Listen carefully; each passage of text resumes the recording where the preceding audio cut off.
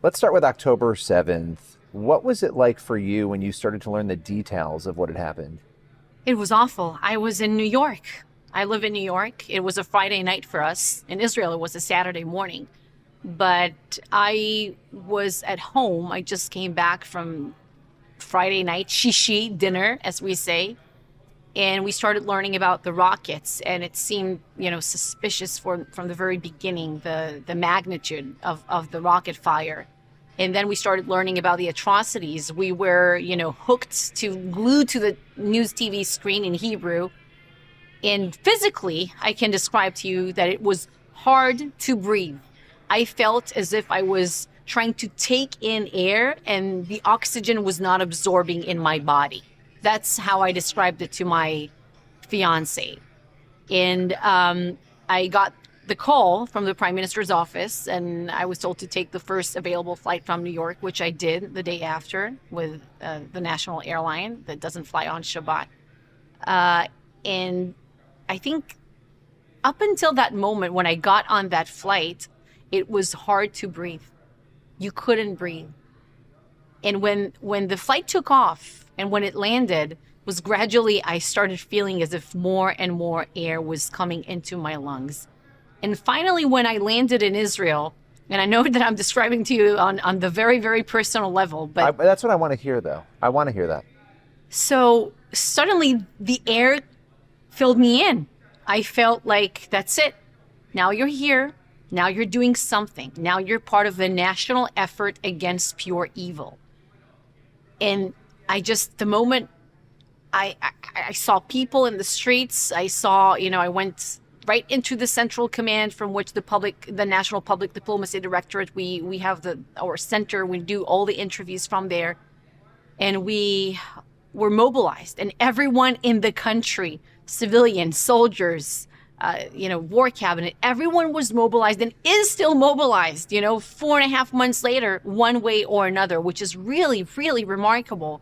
You don't see left and right and center right now in Israel. Everyone is united in this. We know that you are united with us here. We know that if we are running for to take shelter when there's rocket fire, spiritually, you're running with us. It gives us strength. While we're talking on the personal level of this, making the decision to say, I'm going to be a spokesperson for the prime minister in the midst of one of the most difficult moments in the history of Israel, that's a big decision to make. And you're doing interviews, on lots of different outlets, and you're facing, your own form of rocket fire in that. What is that like?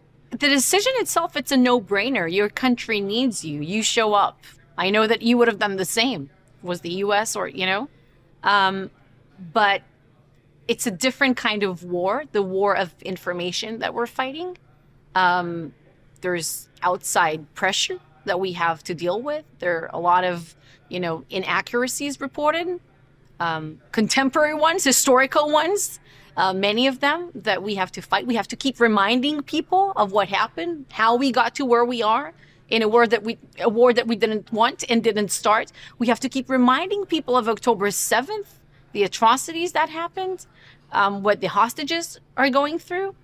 I know that with your audience, I don't have to keep reminding people we're here at the NRB, and it's just, it's a different kind of conversations, the ones that I'm having here, because it's an in the know audience. They understand. They understand. But my point is always that there's the information war, but it's not the most important war. Yes, there's pressure. Yes, it's nice to have support. But we're not fighting to get likes on social media. I'm not fighting for support. And I wouldn't stop the fight if it was for a lack of support. We're fighting to stay alive, period. Fighting to stay alive. This is what it is. Help people understand this, because obviously one of the critiques is 29,400, whatever the number currently that's being given, by the health organizations, on the Palestinian side. That's the number of people who have died in this allegedly. So people will say, well, Israel is basically committing a genocide. You're hearing that narrative now. And yet what you just mentioned is something that often is overlooked, that the charter of Hamas is to wipe Israel off the map, to not have Israel be present anymore. Help people understand what is actually going on from your perspective and clear up sort of that first argument on the genocide. So Israel has faced and is still facing an existential genocidal threat. As you said, Hamas, they chant it, they say it, they act on it. What more proof do we need to believe them? We don't need any more proof. After October 7th, we say no more. We're no longer agreeing to life next to a terror enclave ruled by a terrorist organization that wants us all dead. And their sick ideology upon which they educate Palestinian children, to dream to kill Jews, obliterate the Jewish state, to glorify martyrs. That's what Israel's dealing with. And we say no more. We're a very much united society right now around this understanding of why we must dismantle, destroy this terrorist organization. There's no question about bringing our stolen people back home. They must come back home, all of them. And what we're doing now is to guarantee that Gaza will never, ever pose a terror threat to us again, because the year is 2024. Terrorism is unacceptable. And they have to understand that every time they choose terrorism, it will be a dead end for them. And this is the message that Israel is sending, but this is the message that everyone in the civilized world should want Israel to stand, not only on our behalf, but it's for all of us. Otherwise, if we don't send out this clear message, it's an open invitation, to terrorists around the world to sow more chaos, more bloodshed, more violence in other places. Not just in our region, not just That's in the our balance. You're land. striking. What you're talking about there is the balance of, if you allow a terrorist organization to have victory in some way, what message does that send? It sends, oh, that works, right? What you're doing will work then, and they will do it other places. We've seen this before. We saw it on 9/11. We've seen it again and again. What is success for Israel? You sort of mentioned making sure that you're not next to a terror organization anymore, obviously existing there. What does that look like in the end? Success in the end means that all of our stolen people will come back home to their families. Success would mean that the terrorists in Gaza will no longer have an organized war machine, that they will not have powers like they've had up until October 7th. They will lack the desire to ever hurt us again and the military capabilities to do so. That's what we want to achieve. We want to achieve a different reality in Gaza in which more pragmatic voices understand that terrorism is a dead end and a must way forward, must be pursued. So that's what we're after. It's not about revenge. It's about accountability. Because if we're not going to seek accountability, all the terrorists all over the world are taking notes right now. They're observing. They're going to do exactly the same, and not just in Israel and the Middle East, but elsewhere. That's the point here. So this question is a little bit difficult. It has to do with, obviously, October 7th itself and the questions around how did it happen, right? I mean, lots of different questions around, why wasn't there a better alert? Why didn't people know? If there was information known, why wasn't it prevented? How do you respond to those questions? So it's very clear that it was a big failure on October 7th, an intelligence failure.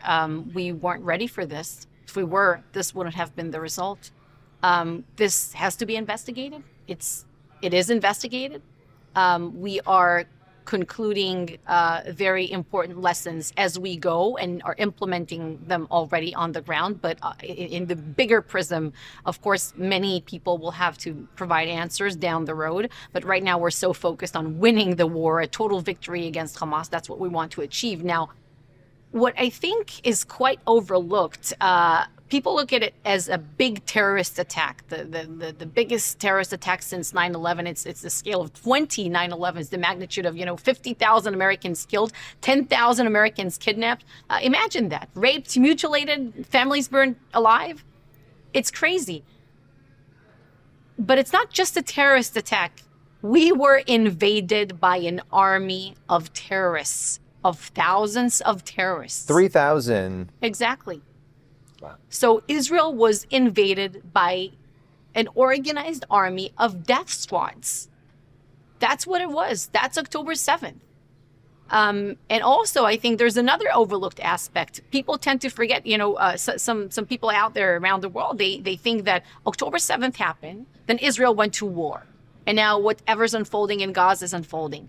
They forget that the war is still ongoing, that more than 14,000 missiles were fired at Israel from the south and the north. And just this morning, for instance, we had a terrorist attack with 3 Palestinian terrorists that emerged from Bethlehem. And they started firing with automatic weapons at Israelis who woke up in the morning. They took their coffee, listened to the radio, got in their cars, and started driving to work in Jerusalem. They stood at a traffic jam, and the terrorists started spraying bullets at them. They killed 1, and they injured 8 more, or 11 more at this point. It's, unimaginable what is going on, what has happened. Obviously, the rest of the world, a lot of different reactions. Obviously, some countries coming out and, condemning Israel. America mostly supporting Israel. What is your view right now internationally on the support, and how does a lack of support impact what Israel is doing? Let's say more countries come out against, the actions there. So again, support is a great thing to have on your side when you're fighting the most justified war out there. But the lack of support, or, it's not going to stop us, because we're going to achieve the mission statement that we have put forward for this war that we didn't start. And I keep reminding it to people. We're fighting to stay alive. It's not a cliche. That's the reality. That's the truth. We're not going to compromise our security. I think we've done that for far too long. For 16 years, we've had Hamas missiles raining on our communities. We have agreed to live next to this terrorist organization for far too long. And after October 7th, we took this decision as a nation. It's not just a government speaking. It's not the military brass deciding. It's a nation that took a decision to stay alive. And we've been doing it for some more than 3,000 years in a very tough neighborhood. And we know a thing or two about survival, about prevailing, about facing brutal enemies. This is what we'll continue to do. Because there's no other choice. There's no other choice.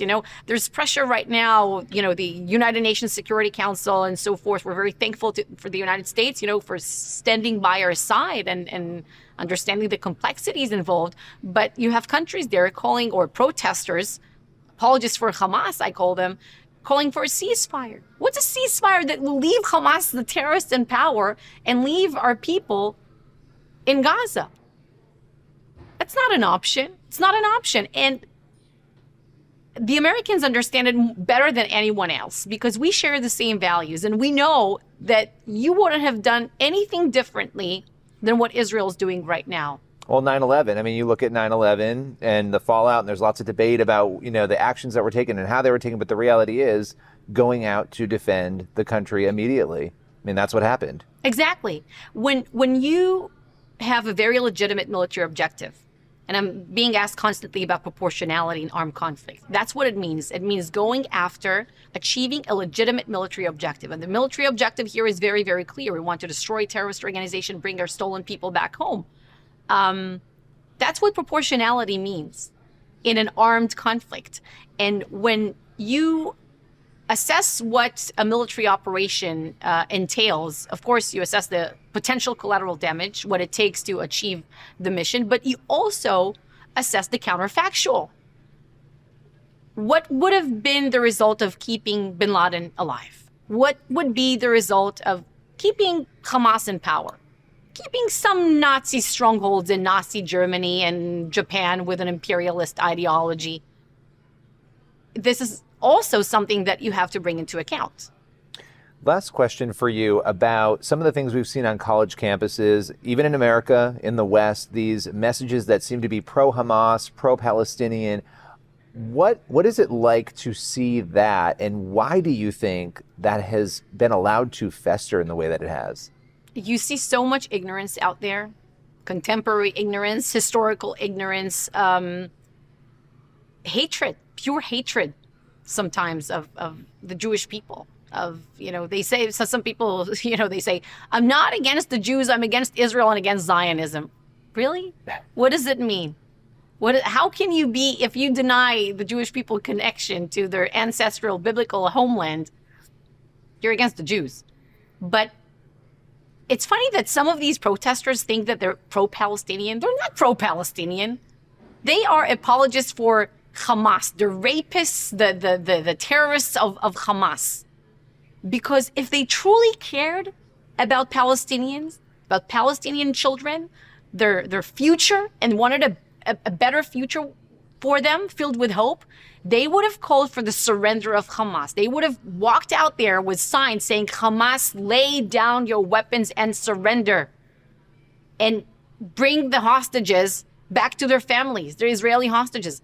That's what someone who truly cared about the life of Palestinians would have done. They would have held signs against UNRWA, a UN agency run by Palestinians that doesn't do much for the Palestinians. In fact, it does exactly the opposite. They perpetuate the conflict. They perpetuate their belief that they are refugees of wars that they themselves started, and until the state of Israel will cease to exist. If you truly care about Palestinians, you would tell them, well, Israel's there to stay. Realize that. Move on. Rebuild yourself. Invest in your children. Not in these tunnels, 400 miles of tunnels. So they don't really care about Palestinians. And now, as we operate in Gaza, I can tell you that I've seen remarkable videos of Palestinians who have been evacuating in these humanitarian corridors that we're facilitating and securing, telling our soldiers, don't leave here before you finish off Hamas. And they curse at UNRWA. So these people know better than the ones on college campuses who think they advocate on behalf of Palestinians, but no, they don't. And this is part of the informational battle we were talking about earlier, right? And it deeply matters. It opens up a lot of questions about how are we teaching young people, what are we allowing them to learn, and how do we need to do better in those areas. But I appreciate your time. Thanks for joining us. We covered a lot of ground today. Thank you so much. Thank you for doing this.